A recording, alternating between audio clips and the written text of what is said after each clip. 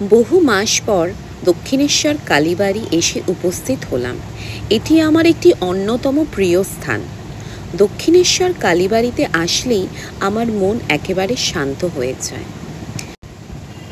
মন্দির চত্বরে প্রবেশ করে আমরা বাইকটাকে পার্ক করে দিলাম। এই পার্কিং প্লেসে 4 চাকা বা 2 চাকা রাখার সময়সীমা হলো সন্ধ্যে 7:30। এরপর আমরা এগিয়ে চললাম। দক্ষিণেশ্বরে লজিং বা গেস্ট হাউসের জন্য খুব সুন্দর ব্যবস্থা করা হচ্ছে, কিন্তু এখনো পর্যন্ত কাজ শেষ হয়নি। অপেক্ষায় আছি এখানকার কাজ শেষ হলে একবার এখানে স্টে করব। নিচে ফুড প্লাজা রয়েছে, ভেজে নানান রকমের আইটেম পাওয়া যায়। এরপরেই চলে আসলাম মন্দির সংলগ্ন জলাশয়ের ধারে। এখান থেকে মন্দিরের খুব সুন্দর ছবি আসে। এই স্থানটির ঠিক পাশেই মোবাইল ফোন বা ব্যাগ সমস্ত কিছু রাখার জন্য কাউন্টার রয়েছে। তো সেইখানে আমরা সব কিছু জমা দিয়ে মিষ্টি কেনার উদ্দেশ্যে এই স্টলগুলির স্থানে গেলাম। এখানে এসে মা ভবতারিণী, দ্বাদশ শিব মন্দির অর্থাৎ 12টি আটচালা শিব মন্দির এবং শ্রী শ্রী রাধাকান্ত মন্দির অর্থাৎ রাধাকৃষ্ণের জন্য মিষ্টি নিয়ে নিলাম।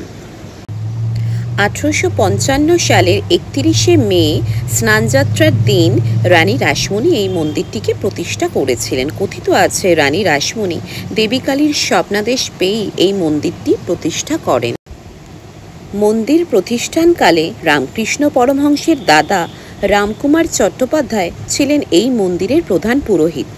1857 থেকে 58 সালে কিশোর রামকৃষ্ণ পরমহংস এই মন্দিরের পূজার ভার গ্রহণ করেন। কোভিডের পর থেকে দক্ষিণেশ্বর মন্দিরের কিন্তু অনেক নিয়মাবলী বদলে গেছে। এই শিব মন্দিরগুলোতে কিন্তু এখন কোনো মানুষকেই ভেতরে প্রবেশ করতে দেওয়া হয় না এবং শিবলিঙ্গ ছুঁতে দেওয়া হয় না, এবং এই ঘাটের সামনে থেকে মন্দিরে প্রবেশের জন্য যেই দরজাটি ছিল সেটাও বন্ধ থাকে।